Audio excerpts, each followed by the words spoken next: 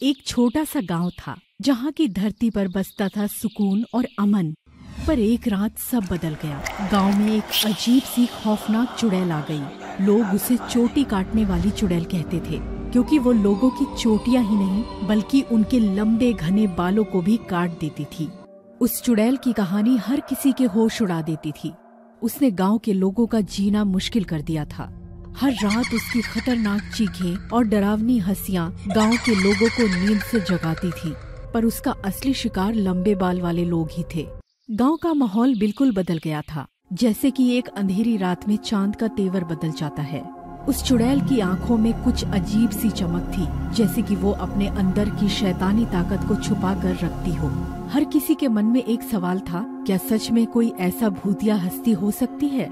उस चुड़ैल को लोग चोटी काटने वाली चुड़ैल कहकर डराते थे, क्योंकि उसकी पहचान उन लंबे बालों में थी जो उसने ना जाने कितनों के सर से काट दिए थे।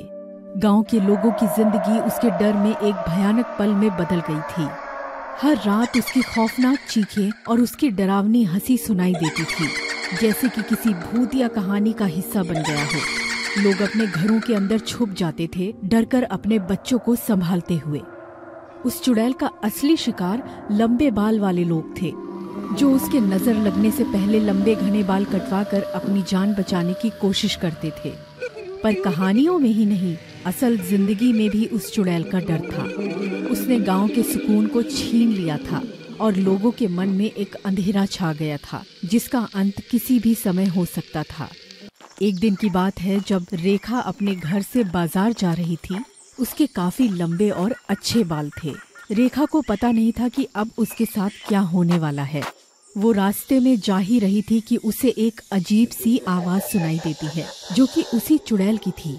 रेखा पीछे मुड़कर देखती है तो उसे कुछ दिखाई नहीं देता और फिर से रेखा अपने रास्ते चलने लगती है। उसे ऐसा महसूस हो चुका था कि कोई उसके पीछे पीछे चल रहा है। तभी अचानक चुड़ैल उसके सामने आ जाती है और कहती है, क्यों रेखा, कहाँ जा रही है? तेरे बाल तो बड़े अच्छे हैं, पर आज से नहीं रहेंगे, क्योंकि मैं इन्हें काटने वाली हूँ। चुड़ैल प्लीज मुझे छोड़ दो, मैं नहीं दूंगी अपने बाल तुम्हें। प्लीज माफ कर दो अगर कोई गलती हुई हो मुझसे। मैंने बहुत मुश्किल से इतने लंबे बाल किए हैं। मुझे लंबे बाल बहुत पसंद है। प्लीज मेरे बाल छोड़ दो, जाने दो मुझे। नहीं, बिल्कुल नहीं, मैं नहीं जाने दूंगी तुझे। रेखा डर जाती है और चुड़ैल से उसे छोड़ने को कहती है, लेकिन चुड़ैल उसकी एक बात नहीं सुनती और रेखा की भी चोटी काट देती है और जोर जोर से हंसने लगती है। जब भी कोई गांव में जाता, वो चुड़ैल उसका वही हाल करती थी। रेखा को हर वक्त डर लगता था कि चुड़ैल कब उसके सामने आ जाएगी और उसका क्या हाल करेगी। उसके चेहरे पर डर और अफसोस छाया रहता था, लेकिन वो किसी को अपने डर का एहसास नहीं होने देती थी। उसकी जिंदगी में चुड़ैल की इस अत्याचार की भयंकर यादें हमेशा के लिए बनी रहती थी। और सारे गांव वाले भी अब परेशान हो चुके थे। कुछ समझ नहीं आ रहा था कि क्या करें। हमें कुछ करना चाहिए, ऐसे तो हम सब बर्बाद हो जाएंगे एक एक करके। फिर एक दिन गांव का ही एक आदमी दिमाग लगाता है कि चुड़ैल ऐसा कर क्यों रही है, क्यों ना पता किया जाए। उसने सारे गांव वालों को बुलाया और बताया, ऐसे तो एक दिन ये चुड़ैल सारे गांव वालों को बर्बाद कर देगी, अगर जल्दी इसका कोई उपाय नहीं निकला तो। मेरे पास एक आइडिया है। अगर हम उस आइडिया को लेकर चलेंगे तो पक्का उस चुड़ैल से हमें भागना नहीं पड़ेगा। वो चली जाएगी हमेशा हमेशा के लिए। हाँ हाँ, सही कह रहा है ये, हमें ऐसा ही करना चाहिए। तू सही कह रहा है। अगले दिन सारे गांव वाले फिर से आ जाते हैं राजू के पास और देखते हैं कि राजू तो लड़की बन गया है। उसने अपने बालों को लंबा कर लिया है। सारे गांव वाले आश्चर्य में पड़ जाते हैं, पर राजू का प्लान ही यही था, ताकि चुड़ैल ऐसा क्यों करती है ये पता लगा सके। राजू निकल जाता है। जाते जाते उसे भी पीछे से एक आवाज आती है। राजू पीछे देखता है, उसे कुछ दिखाई नहीं देता। राजू फिर से चलने लगता है। तभी उसे कुछ डरावनी आवाजें सुनाई देती हैं। वो बिल्कुल नहीं डरता और अचानक चुड़ैल सामने आ जाती है और हंसने लगती है। तेरे बाल अच्छे हैं, पर अब तेरे पास ये नहीं रहेंगे। राजू हंसता है और कहता है, तो काटने हैं क्या तुझे?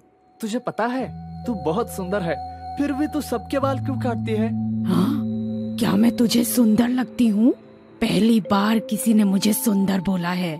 कहीं ऐसा तो नहीं कि तू मुझे मस्का लगा रही है ताकि तेरे बाल ना काट सकूं और तू चली जाए?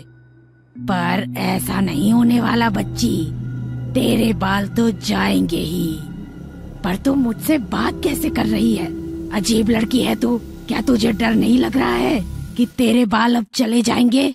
राजू कहता है, अरे तू मुझे बस इतना बता दे, करती क्यों है तू ये सब? तुझे क्यों बता दूं? तू कौन है? अपने काम से काम रखना। इतना कह के चुड़ैल राजू के बाल काट देती है और हंसते हुए गायब हो जाती है और सामने एक पेड़ पर चली जाती है। राजू भी वहीं छुप जाता है और देखने लगता है। चुड़ैल को लगता है कि वो जा चुका है। तभी चुड़ैल कहती है, चलो कोई देख नहीं रहा, अब मैं अपना काम करती हूँ। चुड़ैल अपने सर से बाल हटा देती है। राजू देखकर चौंक जाता है और समझ जाता है कि ये चुड़ैल गंजी है, इसीलिए सबके बाल काट के ले जाती है ताकि वो अपने सर पर लगा सके।